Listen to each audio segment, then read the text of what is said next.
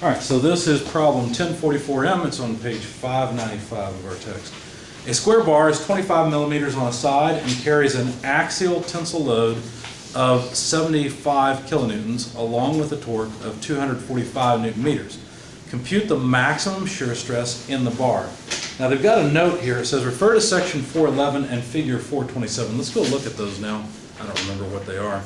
So section 411 and figure 427. I think that's the chapter on torsion. And I think they're talking about, the figure on page 227. So you might want to turn there and look at it. Remember when we were talking about non-circular sections and torsion in those sections? So let's see. It's a square bar, 25 millimeters on a side. So let's jot that down. Almost exactly an inch on each side. Just a little under.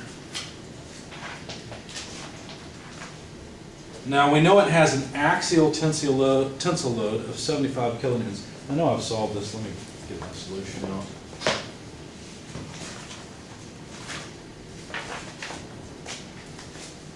I'd like to make this go efficiently.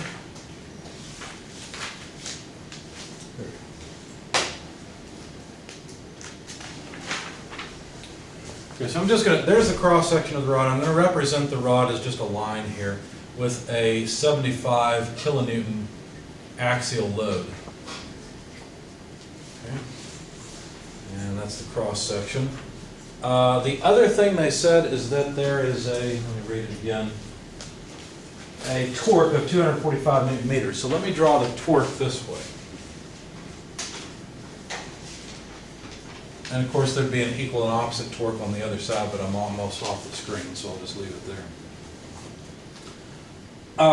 So we're supposed to find the maximum shear stress.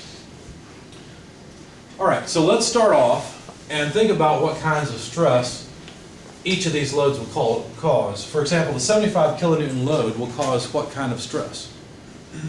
Well, it'll cause a normal stress, right? So just a uniform normal stress. And we can calculate the magnitude of that stress. In fact, I'll just do it here because it's so easy. Sigma equals F over A. Well, how much area do we have? You know what? I may have gotten something wrong. Oh, no. Can't read my notes. 75 kilonewtons divided by 25 millimeters quantity squared. So if you plug all that in your calculator, you get 0.12 gigapascals as the stress, or 120 megapascals of just normal stress throughout the entire bar. Now to find the shear, I guess we'll go over here because that's where the torque is. The shear would be the torque over ZP. Remember ZP? We have to use that. We can't use C over J because it's not a circular section. So this is where we have to go back to whatever figure it was, figure 427 I think it was. We'll go back there again. And since we have a square section,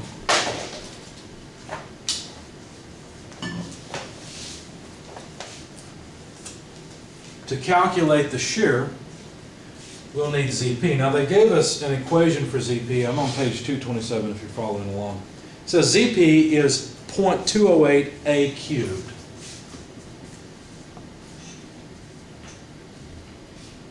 Okay, so I need A. What's A? Well, A is the side length. That's all it is. So to calculate the shear, I just need to plug in the torque, 245 newton meters, and divide it by 0.208. A is 25 millimeters in cubic. Now we've got a small problem here because the units don't match. We've got meters in the torque and we've got millimeters in the area. So let me do this. Let me move the decimal place over 3 times and that will give me meters. So 0.025 meters is the same thing as 25 millimeters. Okay? So now all of our units should be consistent. What units will I end up with, though, for the overall resultant term?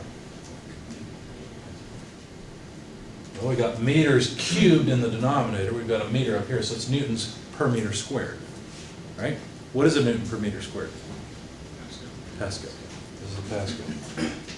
So if you plug all this in, you get 75.4 megapascals. I just went ahead and converted it. If I'm off the screen a little bit, I apologize. So yeah, we really got 75 million pascals.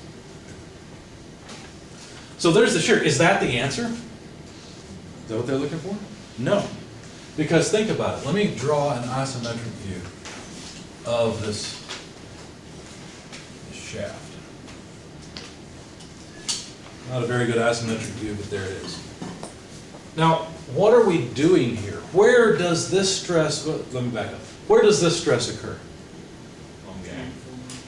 Everywhere, right?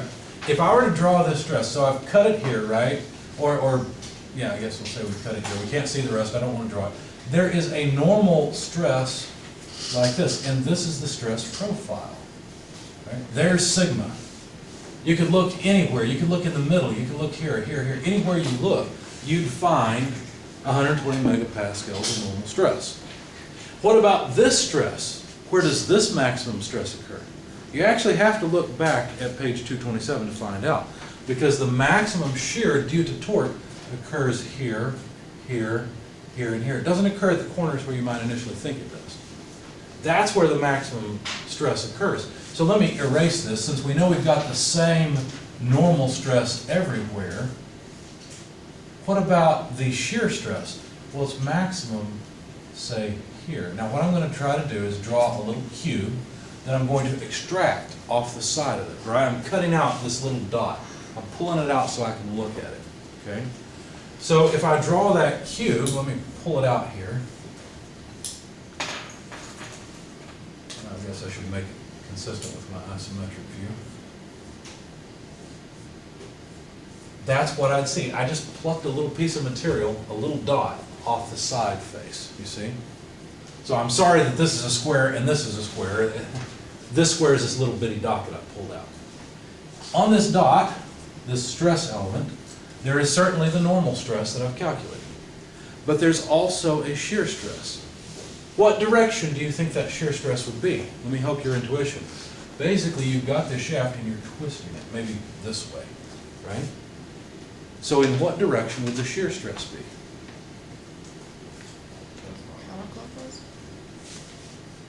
Like that. The shear that we just calculated, this shear, is right there. Whereas the normal stress, due to this load just pulling it out, is right there. You see? Now because of that, I could take this and view the element from this direction. Now that's going to look like a stress, so I'll have to erase it. But the idea is I'm going to look at it from this way. It's just two-dimensional stress. It's not a very good stress element. Let me try one more time. So there's our normal stress. There must be a normal stress on the back side too to keep the thing from accelerating. And here's the shear that we just discovered. Well, that won't maintain equilibrium. So I need an opposite shear on the other side, and that would tend to rotate. So I need a shear at the bottom and at the top. There's the full stress element.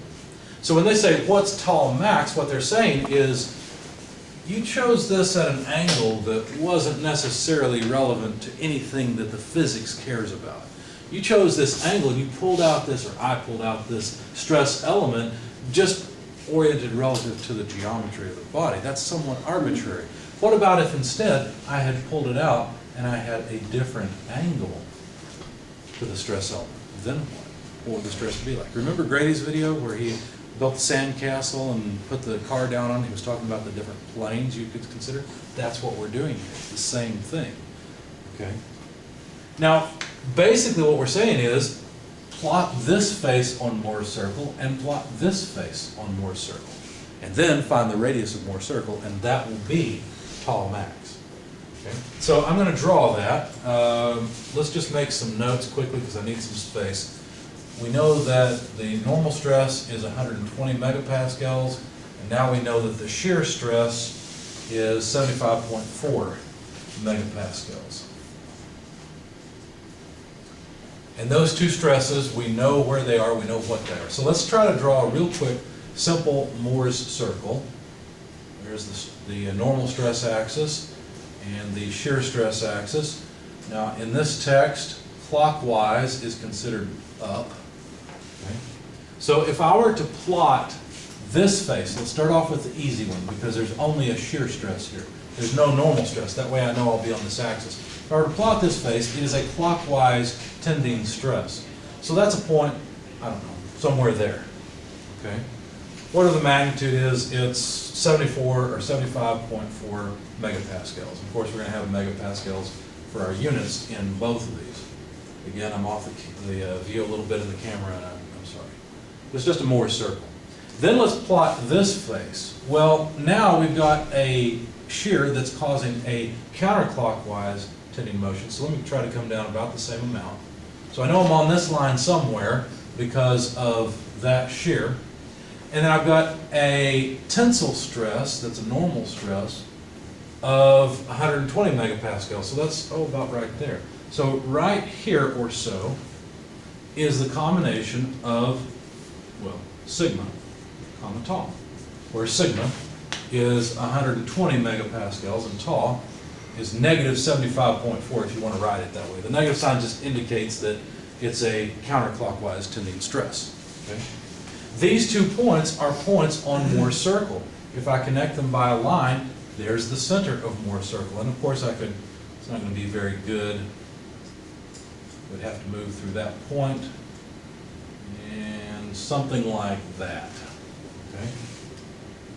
Now when they say what's tau max, what they're saying is where's this point on the axis? Because you see what materials that are ductile are really sensitive to is the shear stress, not the normal stress.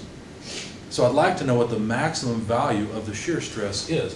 Now fortunately, there are equations in your book for calculating. It's pretty easy. In fact, you know what, I'll just do it here. Tau max equals sigma over 2 squared plus tau squared. How do you know that? How do you know that that's the way it comes out? Well, really not all that bad. All we're saying is if I know, wait a second, now I'm questioning myself. Because that's the distance from here to here. How am I using that distance?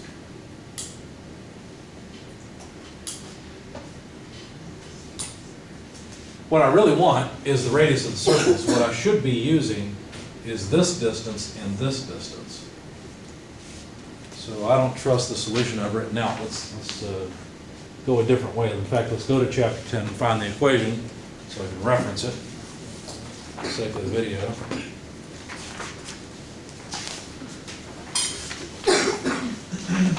Oh, yeah, that will work. That will work. I know how it works.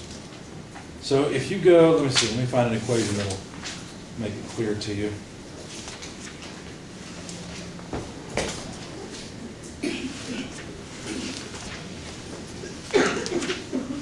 Let's see. Yeah. Go to page 560, please. Your author has a nice procedure for drawing Moore's circle. It's pretty handy. But you really need to know what the various features of Moore's circle really mean. For example, what the radius of the circle is. The radius of Moore's circle is always the maximum shear stress. Okay, so if I'm calculating radius, I'm calculating the maximum shear stress. So why is it that this equation works? Well, notice there's an equation. I'm on page 560. It's the third equation on the page. It's not numbered or anything. And it says to calculate, you need the square root of a squared plus b squared, nodding to the fact that we've basically just got a triangle, right? Where there's r, we have an a, and we have a b that we need to use to calculate the maximum shear stress. And then they say, well, this is equal to the square root of 1/2 sigma x minus sigma y, quantity, we need the whole thing squared, plus tau xy squared. Okay? Now you look at this and you say, well, wait a second, that really doesn't look like what you've got. I mean, this piece looks okay, but this is a difference in stress. That's true. But notice that one of our principal stresses is 0, right? There is no normal stress on the Y face, right? So that's why this equation works, because really we're taking sigma x, which is 120, minus 0. So that's why I just wrote it this way. And that's where it comes from. Anyway, if we plug in the numbers, I guess I'm going to have to erase this to do it, but if we plug in the numbers, we'll get root 120 megapascals over 2 quantity squared. Oh, and by the way, where'd that half go? It's right there, so we still got it. So basically this just dropped off. So then plus tau is, I just erased it, 75.4 megapascals, I think. That has to be squared, and then we need the square root of that. When you do all of this, you'll come up with the maximum shear stress, and that number is 96.4 megapascals. So 96.4 megapascals. Okay. Here's another question for you. What angle is that at? I just erased more circles, but to get to that stress, we'd have to move from the X face to the maximum shear stress, right? And whatever angle that is on Moore's circle, take half of that, and that's how far we'd have to rotate our cube from this orientation in order to find the line or the plane along which the maximum shear stress lies. Okay. Questions on that problem? Anything else? Don't be shy. I prefer questions on video rather than off. Can't tell you how many times I've hit stop and students said, "Oh, I got a question." Didn't want my voice on the camera. Go ahead. I guess conceptually on the upper diagram where it has the shear, Right here? the one to the left. This one? Yeah, so I get that shear sort of what's happening there, but Right. can you explain sort of why it's up and like down or? Okay, good question. Well, I drew they didn't really specify the direction of the torque, right? So I arbitrarily drew it this way. And so then I was thinking, well, use the right-hand rule. Put your thumb in the direction of the double arrows, and that's the direction the torque is acting. So I was thinking of removing part of the shaft here. So really what I did is I cut it about like that, right? If I grab this and I'm torquing it this way, then what's happening is I'm trying to twist the material like that, you see? So that's why I chose this direction as up, and then went on and did that. If I had chosen this side, I would have had to draw that downward to be consistent with the way I'm thinking of it. Okay? It doesn't really matter. If it's up or down, you'll still end up with the same maximum shear. It's a good question. Anything else? All right.